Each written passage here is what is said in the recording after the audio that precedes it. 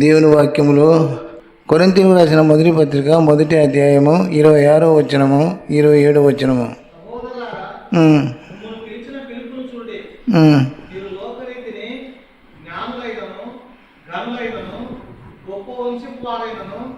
అనేకులు పిలువబడలేదు కానీ ఏ శరీరులు దేవుని ఎదుట అతిశయపడుతున్నట్లు జ్ఞానులను సిగ్గుపరచుటకు లోకంలో నుండి వెళ్లి వారిని దేవుడు ఏర్పరచుకొని ఉన్నాడు.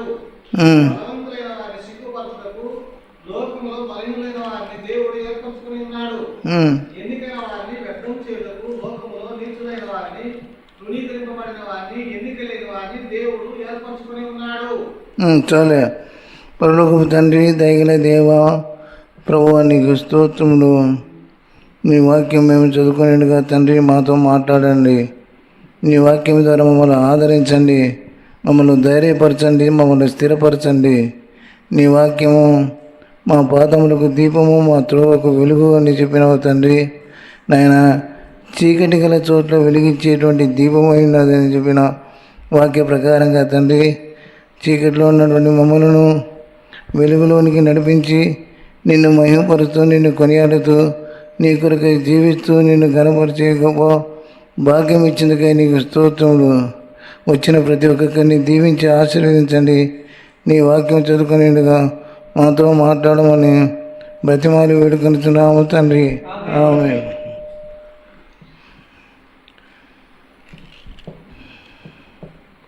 కొరింథీలోనున్న దేవుని సంఘము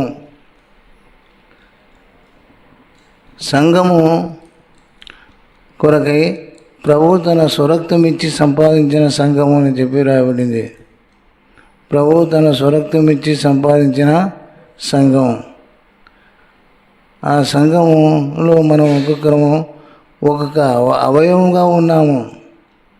అవయవాలంటే మన శరీరంలో ఉన్నటువంటి ఈ యొక్క చేతులు, కాళ్ళు, కళ్ళు, ముక్కు, చెవులు అవన్నీ ఎట్లా కలిగినామో ఆయన సంఘములో, ఆయన సంఘం అనేటువంటి ఆయన శరీరంలో మనం ఒక్కొక్కరు ఒక్కొక్క అవయములుగా ఉన్నాము. సంఘము కొరకు ప్రయాసపడేవారు ఎందరున్నారో వారి కుటుంబాలు దేవుడు దీవిస్తాడు, ఆశీర్వదిస్తాడు. ఆయన వారికి ప్రతిఫలము దయచేస్తాడు. కనుక సంఘం కొరకే ప్రయాసపడండి. సంఘము ఆయన స్వరక్తం ఇచ్చి సంపాదించిన సంఘములో మనం అవయవంగా ఉండగా ఆయన ద్వారా మనము ఆశీర్వదించబడి ఆయనని ఘనపరచాలని చెప్పి మనవి చేస్తున్నాను. కొరింథీలోనున్న దేవుని సంఘము, ఆ సంఘములో ఉన్నటువంటి సహోదరులు దేవుని వాక్యంలో చూస్తున్నాము చూడండి. ముందుగా వీరు ప్రభువు నమ్మకం ముందు వారు అన్యాయస్తులైన వారు. ఎవరు? కొరింథీలోనున్న దేవుని సంఘము. ఆ సంఘము ఏర్పడకముందు వారు అన్యాయస్తులైన వారు. చూడండి, కొరింథీయులకు రాసిన మొదటి పత్రిక 6వ అధ్యాయము 9వ వచనములో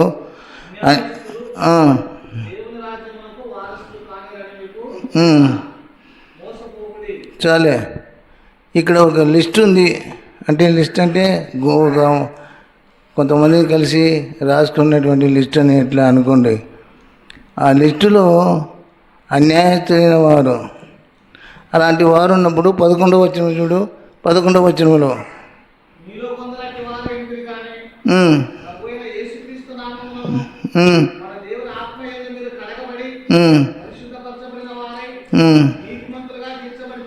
చాలే.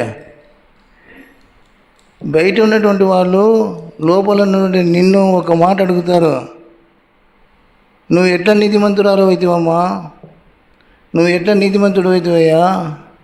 నువ్వు ఎట్లా పరిశుద్ధుడు అని చెప్పుకుంటున్నావు? నీ సంగతి అంతా మాకు తెలుసునే, ఒకటే ఊళ్ళోనే ఉన్నాము అందరము అని చెప్పి. అంటే ఏం చెప్పాలా? ఏం చెప్పాలమ్మా? చూడు 11వ వచనం చూడు. 11 చాలే. మన దేవుని ఆత్మ యందును కడగబడిన వారు, దేవుని యొక్క ఆత్మ చేత కడగబడిన వారము. ప్రకటన గ్రంథం 1:6 మనలను ప్రేమించుచు తన రక్తం వలన మన పాపము నుండి విడిపించినవాడు లేక కడిగినవాడు, పాపాల నుండి కడిగినటువంటి వాడు. దేంతో కడిగినాడు? తన రక్తముతో. అందుకోసమే ప్రభు శిలువలో తన రక్తాన్ని కార్చింది. ఎందుకనగా మన పాపాల నుండి విడిపించుట కొరకై, కడుగుడు కొరకై ఆయన తన రక్తాన్ని కార్చి మన కొరకై రక్తం ఇచ్చి చనిపోయి సమాధి చేయబడి తిరిగి 3వ దినాన లేచి పరలోకానికి వెళ్ళినాడు. అలాంటి సంగతులని మనం జ్ఞాపకం చేసుకుంటున్నాము. కొందరు అట్టివారైంటిది కానీ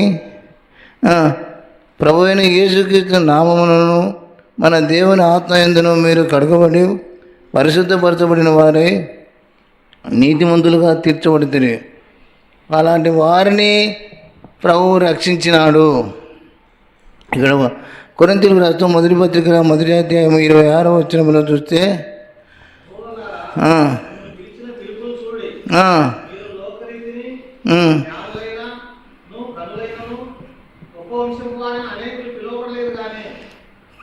చాలే మిమ్మల్ని పిలిచిన పిలుపును చూడండి. మనము నమ్ముకున్నటువంటి ప్రతి ఒక్కొక్కరము క్రీస్తుకు దూరస్తులైన వారము. ఎఫెసీయులకు రాసిన పత్రిక 2:12 ఆ మాటలు రాయబడినాయి. ఎఫెసీయులకు రాసిన పత్రిక 2:12.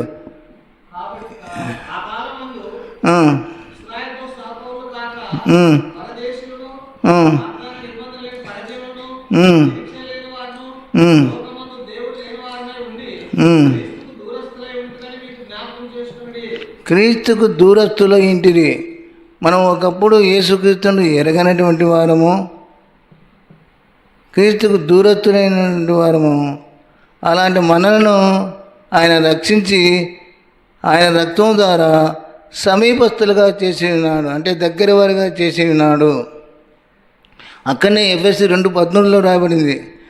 అక్కడనే ఎఫెసీ 2:13 మునుపు దూరస్తులైన మీరు ఇప్పుడు క్రీస్తు చేసినందుకు క్రీస్తు రక్తం వలన మీరు సమీపస్తులై ఉన్నారు. ఎట్లా యేసు ప్రభుకు దగ్గర వారు అయినాము? ఉండనా? ఎట్లా యేసుక్రీస్తుకు మనము సమీపస్తులైనాము చెప్పండి అక్క. మళ్ళీ చదివిస్తాను, చెప్పండి. ఎట్లా మనము సమీపస్తులమైనామంటే ఆయన రక్తం ద్వారా. చూడు మళ్ళీ ఆ మాట చదువు. ఇప్పుడు ఆయన తన రక్తం ద్వారా సమీపస్తులమై ఉన్నాము. మన నీతిని బట్టి కానీ, మన భక్తిని బట్టి కానీ, మన మంచితనాన్ని బట్టి కానీ, మన దాన ధర్మాలను బట్టి కానీ మనం నీతివంతులుగా తీర్చబడలేదు.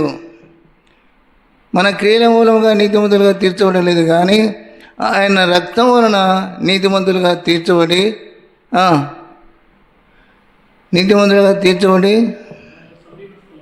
ఆయనకు సమీపస్తులం అయినామంటే ఆయనకు దగ్గర వారం అయినాము, ఆయన పిల్లలమై ఉన్నాము.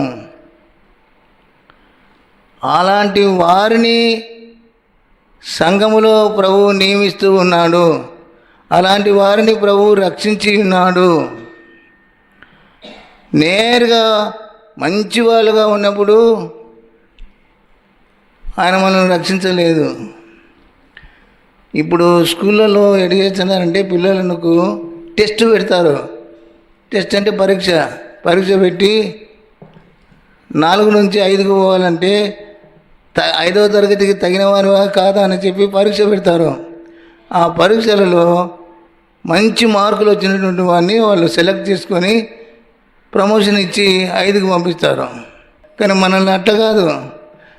సంఘంలో ఎలాంటి వారిని ప్రభువు నియమించినాడంటే, చూడు, సహోదరులారా మిమ్మల్ని పిలిచిన పిలుపును చూడుడి. మీలో లోకరీతిని జ్ఞానులైనను గనులైనను గొప్ప వంశం వారైన అనేకులు పిలువబడలేదు, కానీ ఏ శరీరం దేవుని అసహింపకున్నట్లు జ్ఞానులను సిగ్గుపరచుటకు లోకములో నుండి వెర్రివారిని దేవుడు ఏర్పరచుకొని ఉన్నాడు. తర్వాత అంతమాత్రం కాకుండా లోకములో బలహీనులైన వారిని ఏర్పరచుకొని ఉన్నాడు. నీచులైన వారిని ఏర్పరచుకొని ఉన్నాడు. నీచుడైన వారిని చూస్తానే మనము 2 గజాలు 3 గజాల దూరం పోయి దాటుకొని వెళ్ళిపోతాం. వాంత మనకి ఎందుకు పని అని చెప్పి.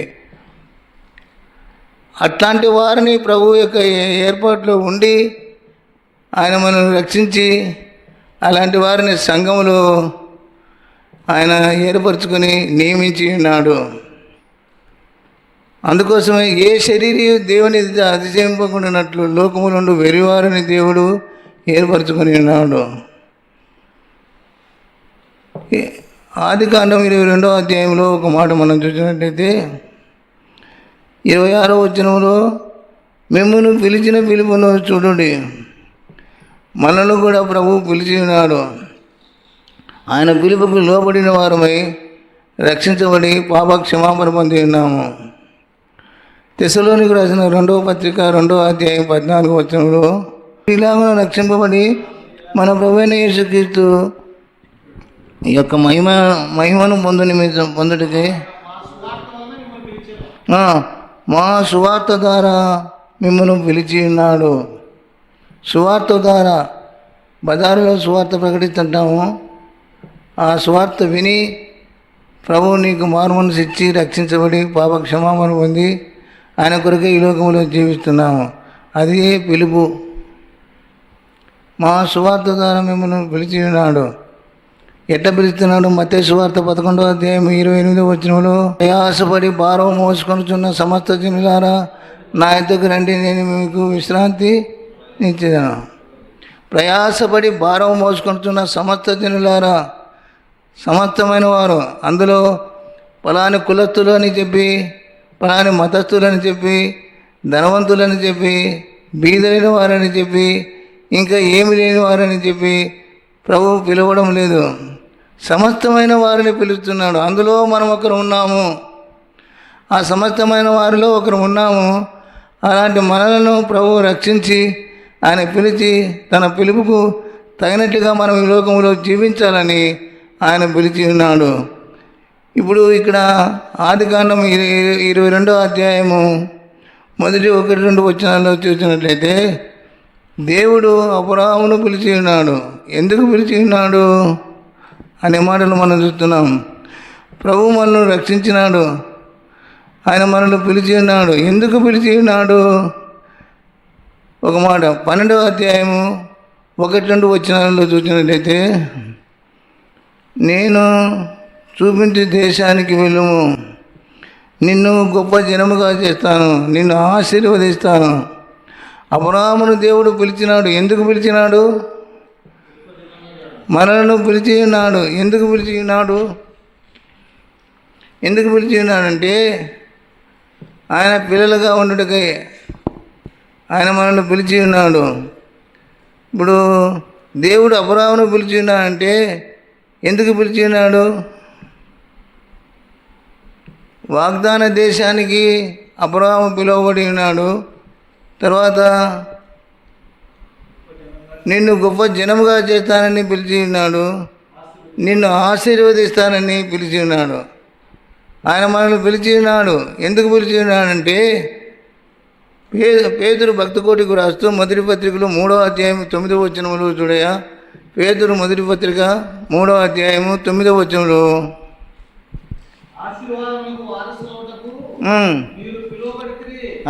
మనం పిలువబడి ఉన్నాము. ఎందుకు పిలువబడి ఉన్నామక? ఎందుకు పిలిచినాడో ఏమో, నేను పిలువబడినా లేదో అని అర్థం కాకుండా క్రైస్తవ జీవితాన్ని జీవిస్తున్నాం మనం. ఎందుకు ఆయన శరీరంలో ఆయన రక్తంలో పాలు పొంది ఉన్నాము? ఎందుకు చెప్పండి, ఒక్క మాటను చెప్పరు. ఎందుకు రక్షించినాడు? ఎందుకు ఆయన మనల్ని పిలిచి ఉన్నాడు? ఆలోచన చేయండి. ఇక్కడ పేతురు భక్తకోటికి రాస్తూ ఆయన రక్తం ద్వారా కరగబడినటువంటి వారం. పేతురు మొదటి పత్రికలు 1వ అధ్యాయము 1-2 వచనాల్లో చూడండి.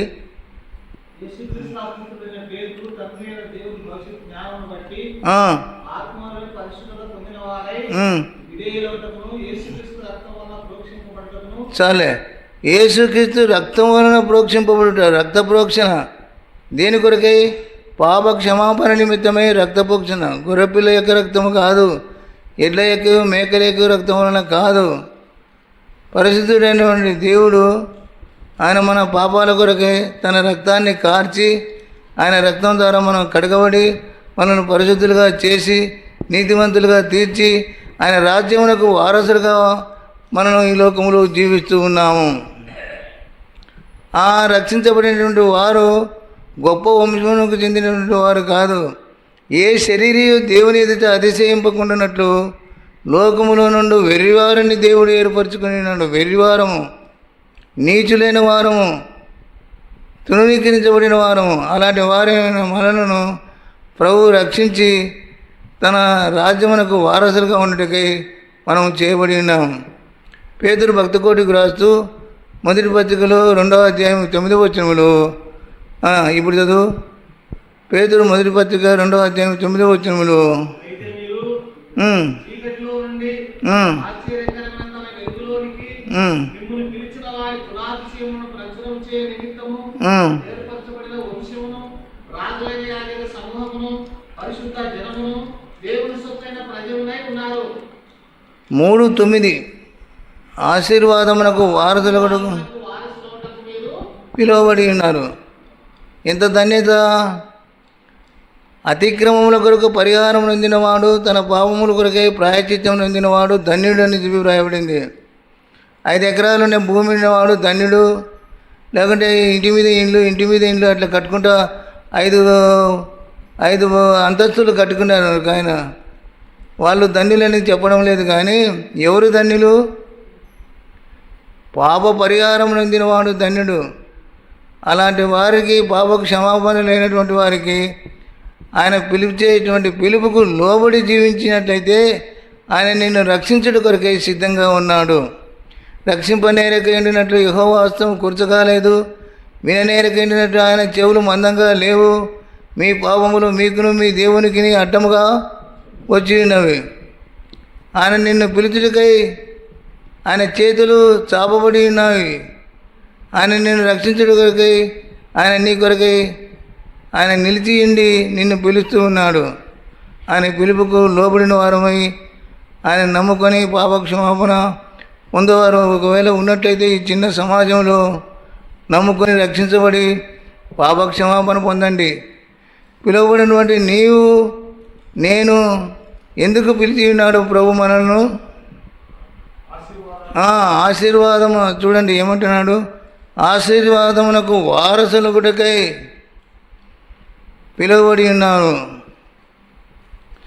ఇస్సాకు మందదృష్టి గలవాడు, అంటే కన్నులు కనపడడం లేదు. తన కుమారులు 2 కుమారులు ఏశావు, యాకోబు. ఏశావును పిలిచి ఉన్నాడు, నాయనా నేను చావకముందు నిన్ను ఆశీర్వదిస్తాను, నువ్వు వేటాడి నా కొరకు మాంసం తీసుకుని రమ్మని చెప్పినాడు. సరేలే నాయనా నేను పోతాను, తీసుకొస్తాను త్వరగా అని చెప్పి వెళ్ళిపోయినాడు.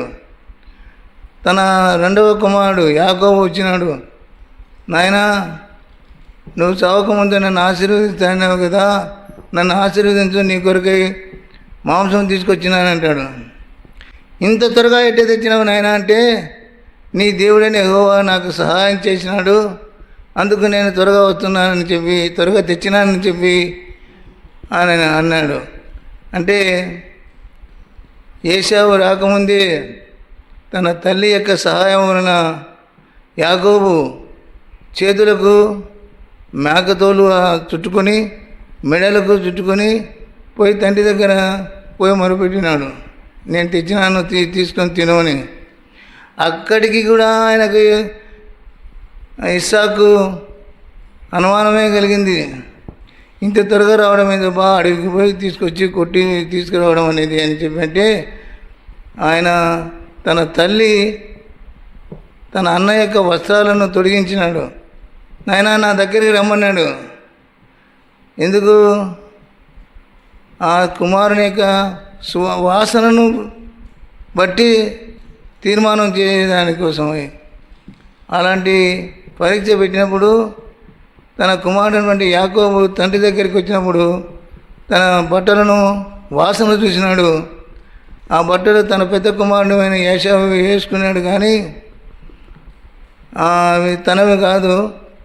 ఆయనను తండ్రి నా కుమారుని యొక్క చేని సువాసన అని చెప్పి అతన్ని యాకోబును ఆశీర్వదించినాడు. ఆశీర్వాదము ఎవరికి రావాలా? పెద్ద కుమారుడైన ఏశావుకు ఆశీర్వాదం కొరకై పిలిచినాడు, కానీ యాకోబును ఏమాత్రం అనుకున్నాడు కాదు. అయితే ఆశీర్వాదం యాకోబుకు పోయింది, ఏశావు మాత్రం ఆశీర్వాదం దొరకలేదు. పిలువబడినాడు కానీ ఆశీర్వాదం వచ్చుటకై ఆశీర్వాదం పొందలేదు. కన్నీళ్ళు మిగిలినాయి, కన్నీళ్ళు మిగిలాయి ఏశావుకు. పిలువబడినాడు కానీ అది ఆశీర్వాదం పొందలేదు. ఆ మాటలే దేవుని వాక్యంలో మనం చూస్తున్నాం. మొదటి పత్రిక పేతురు మొదటి పత్రిక 3వ అధ్యాయం 9వ వచనంలో ఆశీర్వాదమునకు వారసులగుటకై మీరు పిలువబడి ఉన్నారు. ఆశీర్వాదమునకు వారసులగుటకై. వారసుడెవరు? ఆశీర్వాదమునకు వారసుడెవరు? ఏశావు ఆశీర్వాదమునకు వారసుడుగా ఉన్నాడు, కానీ ఆశీర్వాదం పొందలేదు. కన్నీళ్ళు మిగిలినాయి. ఆశీర్వాదమునకు వారసుడుగా ఉన్నటువంటి వ్యక్తి ఎవరంటే యాకోబు. దేవుని లెక్కలో ఉన్నటువంటి వారు. మోసపోవద్దు. ఆశీర్వాదమునకు వారసుడికై పిలువబడినామంటే నాకు వస్తుంది ఆశీర్వాదం అని చెప్పి అనుకొని మోసపోవద్దు. స్థానిక సంఘములో పరిచర్యలోనేమి, స్థానిక సంఘములో ప్రభు సొమ్ము ఇచ్చే విషయంలోనేమి, స్థానిక సంఘములో ప్రేమ కలిగి ప్రభు కొరకై జీవించడమేమి, ఏదైనా పరిచర్య చేయడం కానీ అలాంటి కార్యాలు చేస్తూ ఉంటే ఆశీర్వాదమునకు వారసుడు అవుతావు, ఆశీర్వాదమును పొందుతావు. ప్రభువు నిన్ను చూస్తూ ఉన్నాడు. పరలోకం నుండి యెహోవా తన దూతలను కీర్తనల గ్రంథం 33వ అధ్యాయం 13వ వచనంలో, కీర్తనల గ్రంథం 33వ అధ్యాయం 13వ వచనం చూడు. యెహోవా ఆకాశములో నుండి కనిపెట్టుచున్నాడు. ఆయన నరులందరినీ దృష్టించుచున్నాడు. యెహోవా ఆకాశంలో నుండి ఆయన నరులందరినీ దృష్టించుతూ ఉన్నాడంటే అందరినీ చూస్తూ ఉన్నాడు. ఎక్కడి నుంచి? పరలోకంలో ఉన్నటువంటి దేవుడు భూమి మీద మనల్ని చూస్తూ ఉన్నాడు. ఆయన నరులను కనిపెట్టుతున్నాడు. అర్జుడు చదువే యెహోవా ఆకాశములో నుండి కనిపెట్టుచున్నాడు. కనిపెట్టుతున్నాడు కదా. నివాసస్థలములో నుండి భూలోక నివాసులందరి వైపు ఆయన చూస్తున్నాడు. ఆయన వారందరి హృదయాన్ని ఏకరీతిగా నిర్మించినవాడు. చాలే ఆయన చూస్తూ ఉన్నాడు. చూసేవాడిని ఇది కాదు అది, అది కాదు ఇది అని చెప్పి అన్నీ ఉంటుందా మనకేమన్నా? నేను చూస్తున్నాను మళ్ళీ మాట్లాడతావు. ఆశీర్వాదమునకు వారసులు కొడుకై మీరు పిలువబడి ఉండగా స్థానిక సంఘంలో ఏం పని లేదని చెప్పి, ఏం పని లేదు నాకు, నేను అంతా బట్టలకి చేపలు కసుకొట్టడం అందరూ మన చేసిన వాళ్ళు అక్కడ వాళ్ళు చేసిన వాళ్ళు వేరే వాళ్ళు ఉంటారు. మనం మాత్రం వచ్చి కూర్చొని ఆవులిచ్చి లేచి వెళ్ళిపోతుంటాం అంతే. మనం మాత్రం కూర్చొని ఆవులిచ్చి లేచి వెళ్ళిపోతుంటాం. ఎవరికి ఆశీర్వాదము? పని చేసినటువంటి వాళ్ళకి ఆశీర్వాదము. పని కలిగి ఉన్నామా లేదా సంఘంలో?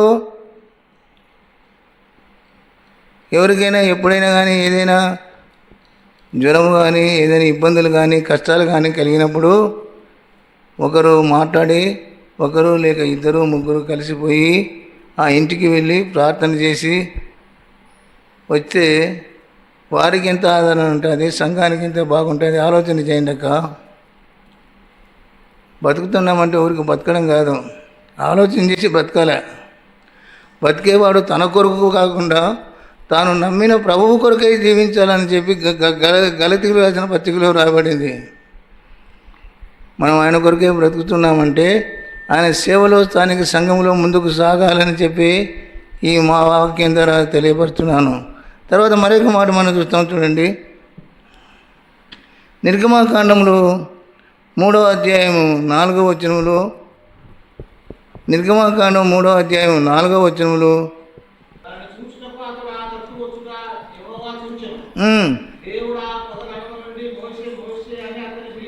చాలు ఉండు. దేవుడు మోషేను పిలుస్తున్నాడు. అబ్రహామును పిలిచినటువంటి దేవుడు, నేను నీకు వాగ్దాన దేశాన్ని ఇస్తాను, నేను చూపించే దేశానికి వెళ్ళమని చెప్పి దేవుడు అబ్రహాముకు సెలవిచ్చినప్పుడు అబ్రహాము పిలుపుకు లోబడిన వాడై, క్రైస్తవ జీవితం అనేది తగ్గింపుతో కూడినటువంటి జీవితం. నీలుకోవడం కాదు, నీలుకుంటే ఏమి రాదు, అంతే సున్నా. నీలుకుంటే ఏం రాదు. నువ్వు తగ్గించుకొని ప్రభు కొరకై జీవిస్తే ఆయన నిన్ను క్రైస్తవ పురుషోత్తమ చౌదరి అని ఆయన కవి ఒక మాట చెప్పినాడు,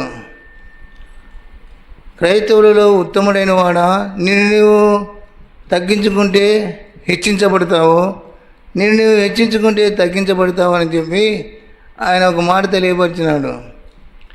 తగ్గించుకునే జీవితం ఎట్లా అంటే, తగ్గించుకునేటువంటి వాడు పిడతలో నెయ్యి పోసి ఉట్టి మీద పెడతారు.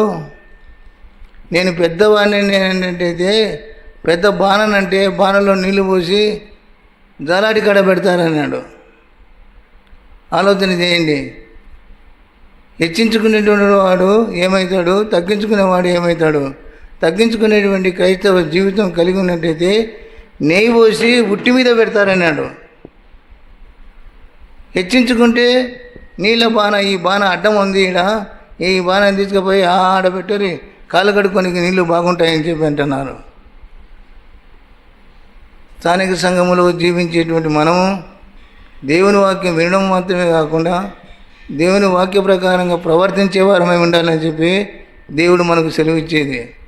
మనము పిలువబడినామని అనుకోకుండా పిలువబడిన దానికి తగినట్లుగా బ్రతకడమే ఆయన మనల్ని పిలిచేది. ఇప్పుడు ఇక్కడ చూస్తున్నాము, దేవుడు మోషేని పిలిచినాడు. ఎందుకు పిలిచినాడంటే దేవుని ప్రజలను ఐగుప్తు బానిసత్వం నుండి విడిపించి వారిని నడిపించడం కొరకై, వారిని రక్షించడం కొరకై ఆయన పిలువబడి ఉన్నాడు. అబ్రహామును పిలిచి ఉన్నాడు. అబ్రహాము పిలుపుకు లోబడిన వాడే అని చెప్పి ఎబ్రీ పత్రికలో రాయబడింది. ఇక్కడ పిలుపుకు లోబడిన వాడే అబ్రహాము దేవుడు దేనికి శిల్పి నిర్మాణకుడై ఉన్నాడు, ఆ పునాదులు గల పట్టణం కొరకై అబ్రహాము ఎదురు చూస్తుండెను. ఈ లోకం విడిస్తానే పరలోకానికి వెళుతాము, పరలోకములో ప్రభుతో పాటు ఉంటాము, అందుకోసమే నన్ను పిలిచి ఉన్నాడటువంటి సంగతి నువ్వు ఎరిగి ఉన్నావా? నమ్ముకున్నామంటే ప్రభు కొరకై జీవిస్తూ స్థానిక సంఘములో సాక్షులమై ఉండి ఆయనను గణపరచాలి. ప్రతి వారి యొక్క అవస్థలు అక్కర్లు తెలుసుకోవాలి. ఎందుకు ప్రకటన చేసినాడు? పని లేక ప్రకటన చేసినాడంటావా? ప్రకటన ఎందుకు చేసినాడమ్మా? అనారోగ్యం ఉన్న వారి కొరకై, గర్భిణీ స్త్రీల కొరకై, తర్వాత అనారోగ్యంతో ఉండి ఆసుపత్రులకు తిరిగే వారి కొరకై ప్రార్థన చేయండి అని చెప్పి ఎందుకు చెప్పినాడు? మీ యొక్క ప్రార్థన సహాయాన్ని కోరినాడు కనుక చెప్తున్నాడు. ఆ ప్రార్థన ద్వారా ప్రభువు విని వారికి సహాయం చేస్తాడు.